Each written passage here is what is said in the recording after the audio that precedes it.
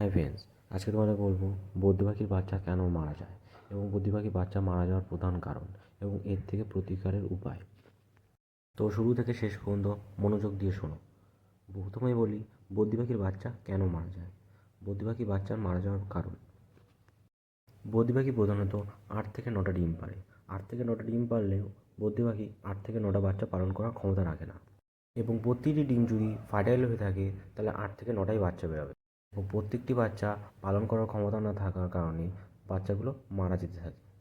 বদ্রি পাখি যদি 8খানা ডিম পেড়ে থাকে এবং 8খানা ডিমই যদি ফার্টাইল হয়ে থাকে, তাহলে প্রথম ডিম ফোটা থেকে শেষ ডিম ফোটা পর্যন্ত অনেক দিনের ব্যবধান থাকে, প্রায় 1.5 থেকে 2 সপ্তাহ। শেষ বাচ্চা থেকে প্রথম বাচ্চাটি 2 সপ্তাহ বড় হওয়ার কারণে বড় বাচ্চার পায়ের চাপে পড়ে ছোটো বাচ্চাটি মারা যায়। বড় বাচ্চাটি ছোটো বাচ্চার থেকে ফিডিং রেসপন্স বেশি করে, যেই কারণে তার বাবা মা বড় বাচ্চাটাকে খাওয়ায়, ছোটো বাচ্চাটিকে খাওয়াতে পারে না, এবং তার কারণে ছোটো বাচ্চাটি মারা যায়। পাখি জগতে এটাই নিয়ম, যে বাচ্চা বেশি ফিডিং রেসপন্স করবে এবং যে বাচ্চা বেশি শক্তিশালী তার বাবা মা তাকেই খাওয়াবে। আশা করি তোমাদেরকে বোঝাতে পারলাম। এবার তোমাদেরকে বলবো পাখির প্রত্যেকটি বাচ্চা বাঁচানোর উপায়। সঠিক নিয়মটি যদি তোমাদের জানা থাকে তাহলে প্রত্যেকটি বাচ্চা বাঁচাতে পারবে।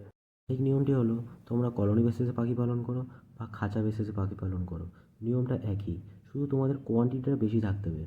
পাখির কোয়ান্টিটি বেশি থাকলে তাহলে নিয়মটা কার্যকরী হবে। কলোনি বেসে পাখি পালন করছো এবং তোমার কলোনিতে 5খানা হাঁড়ি আছে, 5খানা হাঁড়িতেই ডিম পেড়েছে এবং প্রত্যেকটা ডিমের কোয়ান্টিটি 8খানা, 5টা হাঁড়িতে 8খানা করে ডিম আছে। সেই 8খানা ডিম ফার্টাইল, সেই 8খানা ডিম ফার্টাইল থাকার কারণে প্রত্যেকটা ডিম ফুটে বাচ্চা বেরোবে। বদ্রি পাখির বাচ্চা পালন করার ক্যাপাসিটি 4 থেকে 5টি। 4 থেকে 5টি বাচ্চা বেশি হয়ে গেলে আর পালন করতে পারে না, বাচ্চাগুলি মারা যায়।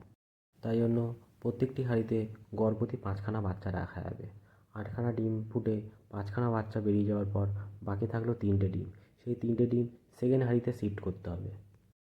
সেম প্রসেসে সেকেন্ড হাঁড়িতে যখন 5খানা ডিম ফুটে বাচ্চা বেরোবে এবং বাকি পড়ে থাকা ডিমগুলো 3rd নম্বর হাঁড়িতে শিফট করতে হবে।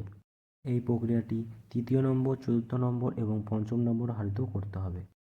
5ম নম্বর হাঁড়িতে তখন ডিমের কোয়ান্টিটি বেশি হয়ে যাবে। 5ম নম্বর হাঁড়িতে 5টা বাচ্চা ফোটার পর শুরু হবে নতুন নিয়ম। বদ্রি পাখির প্রত্যেকটা পেয়ারের ব্রিডিং পিরিয়ড আলাদা আলাদা সময় হয়, ফলে যখন 5ম নম্বর হাঁড়ি থেকে বাচ্চা ফুটে বেরোবে তখন 1ম নম্বর হাঁড়ি ততদিনে বাচ্চা বড় হয়ে উঠতে শিখে যাবে। ধরুন 1ম নম্বর হাঁড়ি থেকে 3টে বাচ্চা বড় হয়ে হাঁড়ি থেকে বেরিয়ে এসছে, তখন কি করতে হবে, তখন সেকেন্ড হাঁড়ি থেকে 3টে বাচ্চা প্রথম হাঁড়িতে, সেম প্রক্রিয়াতে 3য় নম্বর হাঁড়ি থেকে 3টে বাচ্চা সেকেন্ড হাঁড়িতে, এবং 14 নম্বর হাঁড়ি থেকে 3টে বাচ্চা 3য় নম্বর হাঁড়িতে, এবং 5ম নম্বর হাঁড়ি থেকে 3টে বাচ্চা 14 নম্বর হাঁড়িতে শিফট করতে হবে। এবার দেখবে 5ম হাঁড়িতে যে ডিমের কোয়ান্টিটিটা বেশি ছিল সেটা আস্তে আস্তে ইকুয়াল হতে থাকবে। এই প্রক্রিয়াটি ততদিন অবধি চালাতে হবে যতদিন অবধি 5ম হাঁড়ির শেষ ডিমটি ফুটছে। এর ফলে কী হবে, প্রত্যেকটি হাঁড়ির বাচ্চার বয়সের ব্যবধান সেম থাকবে। বয়সের ব্যবধান সেম থাকার কারণে তাদের রেসপন্সও সেম থাকবে এবং তার বাবা মা সঠিকভাবে ফিডিং করাবে। এই প্রক্রিয়ার মাধ্যমে প্রত্যেকটি বাচ্চা সুস্থভাবে বড় হবে এবং প্রত্যেকটি বাচ্চা তোমরা বাঁচাতে পারবে। এই ভিডিওটি যদি তোমাদের কোনো রকমভাবে ইনফরমেটিভ লেগে থাকে তাহলে ভিডিওতে লাইক এবং চ্যানেলটিতে সাবস্ক্রাইব করে পাশে থাকবে। নেক্সট টাইম কী বিষয়ে ভিডিও লাগবে সেটা কমেন্টে জানাবে। ধন্যবাদ, দেখা হচ্ছে পরের কোনো ভিডিওতে।